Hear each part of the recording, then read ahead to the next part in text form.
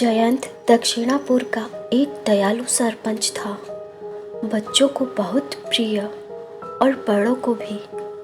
दक्षिणपुर का गांव खुशहाल चेहरों से भरा था। सभी लोग सुखी और स्वस्थ थे। वे मन लगाकर काम करते और खाली समय में दोस्तों के साथ मजे करते। पर सब बदलने वाला था। सब कुछ बहुत बहुत दूर जर्म ग्राम की सुनसान पहाड़ियों के पीछे, पतले कुबड़े चांद के नीचे, दुष्ट असुर तोबाकाची चक्कर काट रहा था। आगे पीछे पीछे आगे, उसकी थुलथुली बाहें उसकी पीठ के पीछे बंधी थी और उसके माथे पर गुस्से की लकीरें कड़क रही थी। तोबाकाची शैतानी षड्यंत्र रचने में व्यस्त था। मैं भारत का राजा बनना चाहता हूँ, वह गुर्राया। मुझे फौरन कोई सुझाव दो, वरना मैं तुम्हारी हड्डियों की चटनी बना दूंगा। जर्मासुर थरथराने लगा। कुछ समय सोचने के बाद जर्मासुर को एक तरकीब सूझी। महाराज, यह कपकपाती आवाज में बोला, मेरे पास एक योजना है। जल्दी बताओ। तोबाकाची उतावला था। कोरोना कीटाणुओं की सेना घबरा रही थी। आखिरकार जर्मासुर सहमते हुए बोला, महाराज, आप जानते हैं कि हम कीटाणु कितने दुष्ट होते हैं। इतने छोटे कि हमें कोई देख नहीं सकता और इतने शांत कि हम बहुत आसानी से मानव शरीर में घुस सकते हैं। तो तोबाकाची अपनी डरावनी आवाज में गरजा, जैसा कि आप जानते हैं महाराज कि हमारे यहाँ नन्हे दोस्त कोरोना वायरस भारत में बीमारी फैलाने का काम जोर शोर से कर रहे हैं। तो तोबाकाची चिल्लाया, जल्दी बताओ, वरना।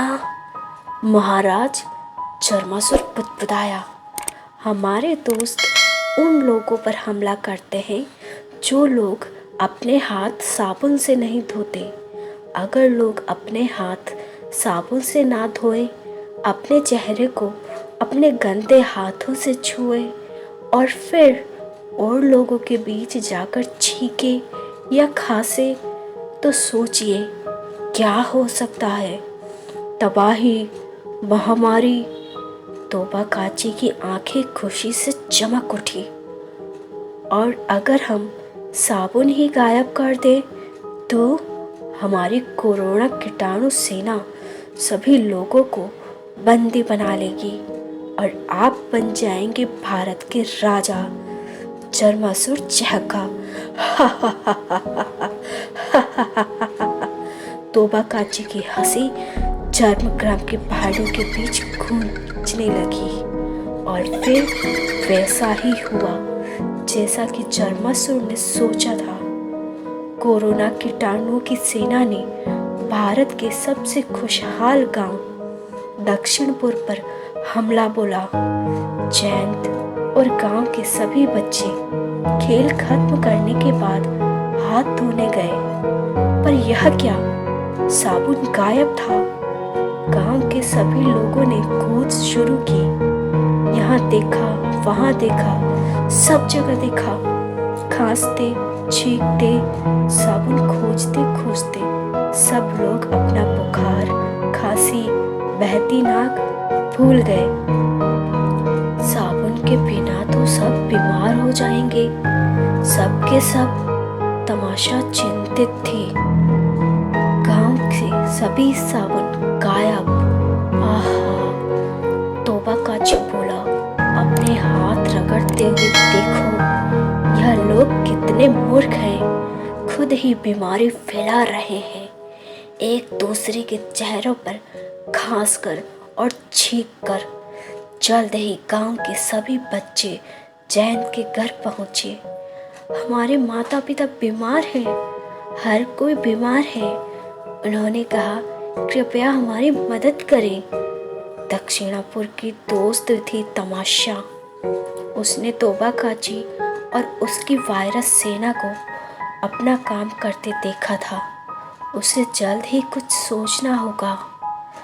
तमाशा ने लक्ष्मी और दूसरे बच्चों से कहा, जयंत को एक बड़ा सुझाव दो, हम क्या कर सकते हैं। लक्ष्मी एक निडर लड़की थी, वह दयालु थी। उसने कड़ी मेहनत से पढ़ाई की थी। दक्षिणपुर में सभी उसे प्यार करते थे। हम साबुन बना सकते हैं, लक्ष्मी ने सोचाया। साबुन बनाना आसान है, लक्ष्मी की एक दोस्त ने कहा। याद है, हमने इसके बारे में अपनी किताब में पढ़ा था। तमाशा मुस्कुराई। इसी कारण से तुम बच्चे रीडर लीडर हो, वह बोली।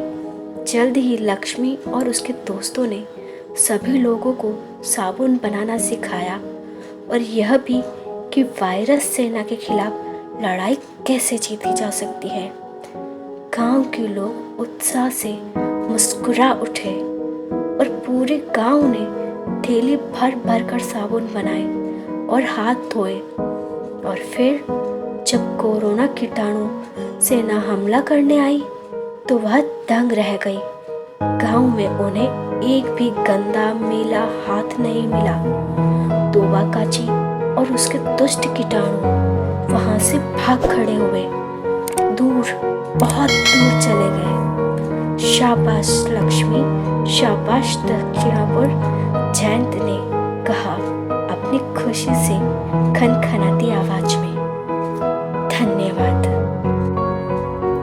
फ्रेंड्स, आपको हमारी ये कहानी कैसी लगी? आई होप आपको पसंद आई होगी। तो इसे शेयर करना ना भूलिए, अपनी फैमिली और अपने दोस्तों के साथ ज़रूर शेयर कीजिए और हैंड वॉश करते रहिए बार बार, बहुत ज़रूरी है। Stay home, stay safe, keep hand wash again.